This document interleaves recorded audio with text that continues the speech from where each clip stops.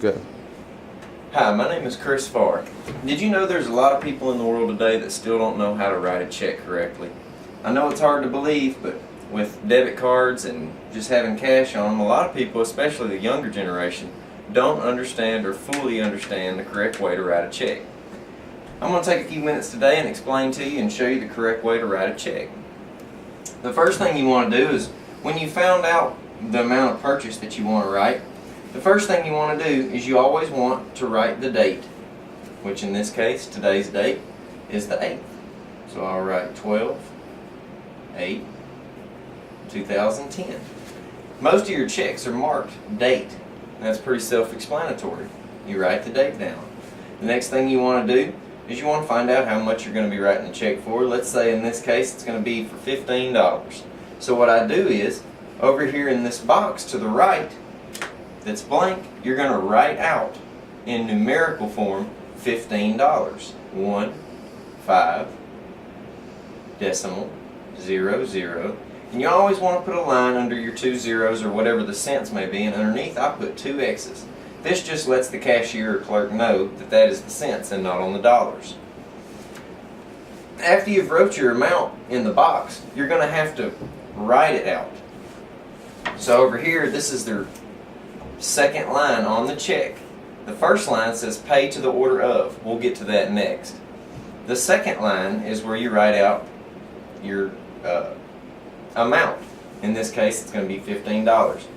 This is where a lot of people mess up at and create an unsafe check for themselves.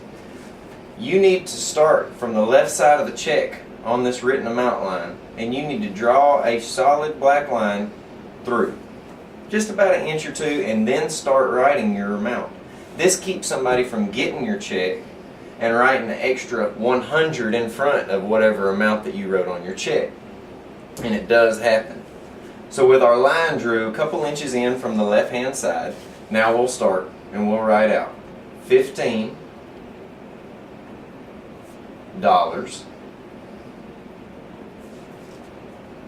and no cents. After you get through writing it out, go ahead and finish writing a line. Just draw a solid line just like you did on the left side all the way to the end of the check. That just keeps, like I said, that just keeps somebody from going in there and writing more things on there to increase the amount of the check. Now, after you've done that, the next thing I like to do is write out who the check's going to. You can clearly see right here that it says pay to the order of, and then it's blank. In this case, let's just say I'm going to write it out to my wife. She gets all my money anyways. So I'll write out her name.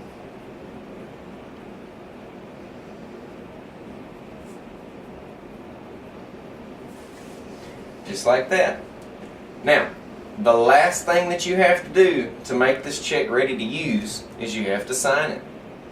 Now, I want to go ahead and I want to reiterate the fact that whenever you write a check, you always want to be as nice and neat as you can, because a lot of places won't take a check if it's, too messy or they can't read it. So you always want to write real nice and neat. Now, the very last thing you need to do is you need to sign it. I'll sign it. Just right here. That line is on the bottom right hand side. It's the blank that's on the right side at the bottom of the check. That's where your signature goes.